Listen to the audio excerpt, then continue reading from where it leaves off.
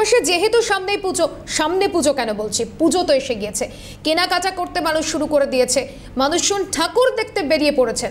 আর এই পরিস্থিতিতে বৃষ্টিপাতের কারণে দুঃখ প্রকাশ করেছেন মুখ্যমন্ত্রী মমতা বন্দ্যোপাধ্যায়। তিনি বলছেন যে আমি দুঃখিত এবং মর্মাহত পুজোর সময় এই দুর্যোগের কারণে। সেপ্টেম্বর মাসে সাধারণত খুব কম পুজো হয়, সবকিছু হাতে থাকলেও প্রকৃতি কখনো হাতে থাকে না, এমনটাই বলেন মুখ্যমন্ত্রী মমতা বন্দ্যোপাধ্যায়। ঠিক কি বলেছেন তিনি, শোনাবো। আমরা দুঃখিত এবং মর্মাহত যে এই দুর্যোগটা পুজোর সময় হচ্ছে বলে। আর এই সময়টা জেনারেলি পুজো হয় না, খুব কম সেপ্টেম্বর মাসে পুজো পড়ে। কিন্তু এটাতে চন্দ্র সূর্য গ্রহ তারা নক্ষত্র দিয়ে যারা পাজি তৈরি করেন তারা দিনক্ষণ তৈরি করেন, আমরা করি না। আর সব কিছু হাতে থাকলেও মনে রাখবেন প্রকৃতি কখনো হাতে থাকে না, দুর্যোগও হাতে থাকে না। প্রকৃতির একটা গ্লোবাল ক্যালামিটিস চলছে, শুধু আজকে ইন্ডিয়াতে নয় সারা পৃথিবীতেও চলছে। সুতরাং সবাই ভালো করে পুজো করুন, কিন্তু সতর্কতা অবলম্বন করে।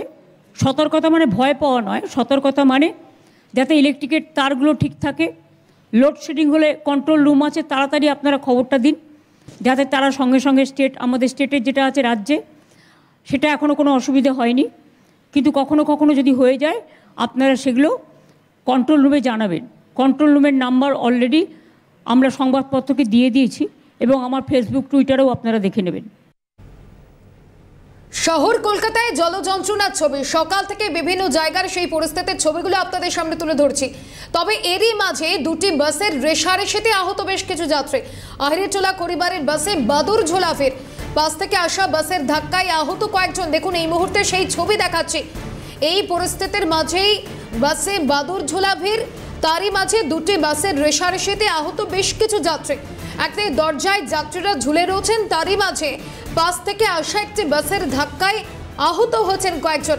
সেই ছবি দেখাচ্ছে, সেই মুহূর্তের ছবি যখন একটি বাস যাচ্ছে, দরজায় দাঁড়িয়ে রয়েছেন যাত্রীরা, ঠিক তারই মাঝে পাশ থেকে আসা একটি বাসের ধাক্কায় রীতিমতো চোট পেয়েছেন যাত্রীরা, আহত হচ্ছেন বেশ কিছু যাত্রী। সেই ছবি এই মুহূর্তে দেখাচ্ছে।